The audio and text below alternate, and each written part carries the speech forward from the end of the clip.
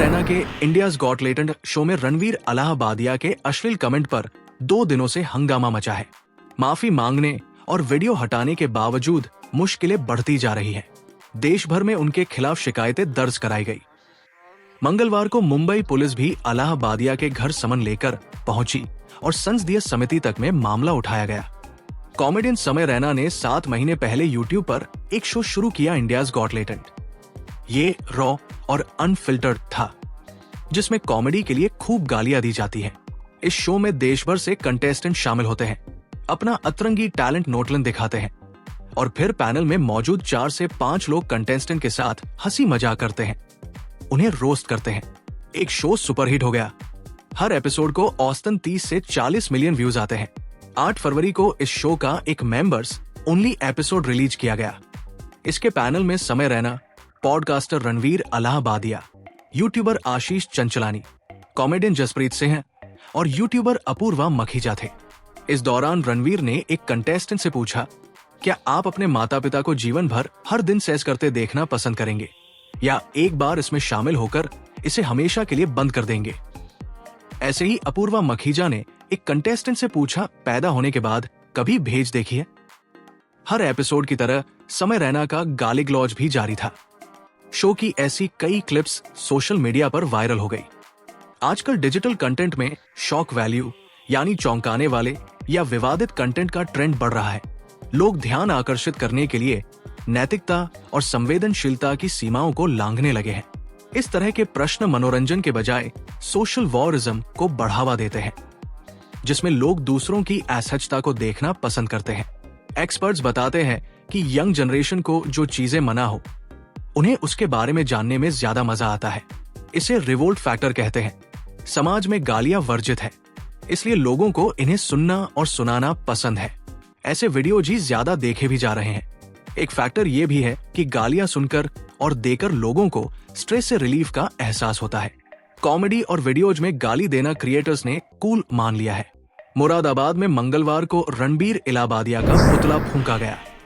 समय रैना के show India's got talent में भारतीय समाज में नकारात्मकता, भेदभावपूर्ण मानसिकता, धार्मिक और सांस्कृतिक असहिष्णुता के साथ महिलाओं और बच्चों के प्रति अमर्यादित अश्लील विचारधारा के खिलाफ जूता मार प्रदर्शन का आयोजन कांग्रेस की ओर से किया गया था। रणवीर और समय रैना की मुसीबत बढ़ने वाली है। अगर दोनों पर कुछ धाराएं लगा दी गई तो इन 9 धाराओं में 5 साल की सजा हो सकती है।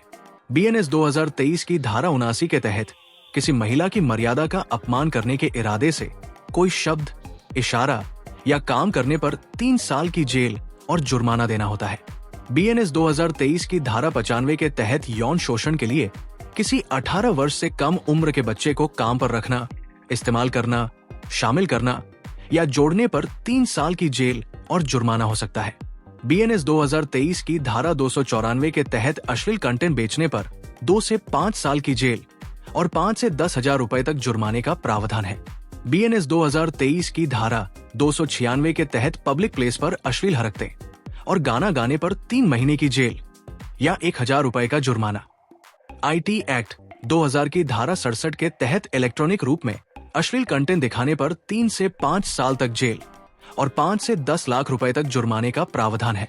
सिनेमेटोग्राफ एक्ट 1952 की धारा 4 फिल्मों से जुड़ी है, जबकि धारा 7 अधिनियम के उल्लंघन पर 3 साल तक की जेल और 1 लाख रुपए जुर्माना हो सकता है। महिलाओं का अशिष्ट चित्रण प्रतिषेध अधिनियम 1986 की धारा 4 महिलाओं के चरित्र को अश्लील दिखाने वाले कंटेंट से जुड़ी है, जबकि धारा 6 के तहत 2 साल तक की जेल और 2,000 रुपए तक जुर्माने का प्रावधान है। समय रैना ने जून 2024 तक अपने YouTube चैनल पर करीब 950 वीडियोज डाले थे। इनमें कुल 65 करोड़ व्यूज आए, यानी हर वीडियो में करीब 7 लाख। इस वक्त तक वो channel purchase, online gaming, live streaming और नॉर्मल कॉमेडी के वीडियोज डालते थे। जून 2024 में इंडियाज गॉट टैलेंट लॉन्च करने के बाद सिर्फ 17 वीडियोज में उन्हें करीब 35 करोड़ व्यूज मिले हैं, यानी हर एपिसोड में 2 करोड़ से ज्यादा व्यूज। रॉ और अनफिल्टर्ड कॉमेडी, जिसमें गाली गलौज भी है, उसने उन्हें पॉपुलैरिटी के नए मुकाम तक पहुंचाया। रिपोर्ट्स के मुताबिक वो हर महीने सिर्फ YouTube से करीब 1.5 करोड़ रुपए कमा रहे हैं। इसके अलावा उनके स्टैंड अप शोज हाथों हाथ बिक जाते हैं। एक स्टैंड अप शो की 60 लाख रुपए तक की टिकट बिक जाती है। इंडियाज गॉट लेटेंट की वजह से समय की पॉपुलैरिटी, ब्रांड वैल्यू और नेटवर्थ ऑल टाइम हाई है। 9 फरवरी को जर्नलिस्ट और राइटर नीलेश मिश्रा ने सोशल मीडिया प्लेटफॉर्म एक्स पर एक ट्वीट को रिपोस्ट करते हुए कहा, ये हमारे देश की इकोनॉमी को बढ़ाने वाले कंटेंट क्रिएटर्स हैं। मुझे यकीन है कि इनके लाखों फॉलोअर्स होंगे। इस अश्लील वीडियो को एडल्ट कंटेंट सेक्शन में नहीं रखा गया, जिससे इस वीडियो को कोई भी बच्चा आसानी से देख सकता है। ये क्रिएटर्स राइट टू फ्रीडम के नाम पर कुछ भी कह सकते हैं और बच सकते हैं। धीरे धीरे मामला तूल पकड़ता गया। 10 फरवरी को असम के मुख्यमंत्री हिमंत बिस्वा शर्मा ने एक्स पर लिखा, आज गुवाहाटी पुलिस ने 5 इन्फ्लुएंसर के खिलाफ एफआईआर दर्ज की। इन पर इंडियाज गॉट लेटेंट शो में अश्लीलता को बढ़ावा देने और सेक्सुअल और अश्लील चर्चा में शामिल होने के तहत मामला दर्ज हुआ। 11 फरवरी को बॉम्बे हाईकोर्ट के 2 वकील आशीष राय और पंकज मिश्रा ने मुंबई पुलिस कमिश्नर विवेक फलशंकर और महाराष्ट्र महिला आयोग को पत्र लिखकर कार्रवाई की मांग की। महाराष्ट्र के सीएम देवेंद्र फडणवीस ने इस मामले पर कहा कि फ्रीडम ऑफ स्पीच सबके लिए है, लेकिन हमारी फ्रीडम तब खत्म हो जाती है जब हम किसी और की फ्रीडम में दाखिल होते हैं। हमने अश्लीलता के लिए भी नियम तय किए हैं। अगर कोई उसको पार करेगा तो उसके खिलाफ कार्रवाई की जाएगी। शिवसेना यूबीटी की राज्यसभा सांसद प्रियंका चतुर्वेदी ने इस मामले को संसदीय समिति में उठाने की बात कही। राष्ट्रीय महिला आयोग एनसीडब्ल्यू की अध्यक्ष विजया राहतकर ने सूचना एवं प्रसारण मंत्री अश्विनी वैष्णव को पत्र लिखकर सोशल मीडिया, स्ट्रीमिंग साइट्स और ओटीटी प्लेटफॉर्मों पर अश्लील कंटेंट पर रोक लगाने की मांग की।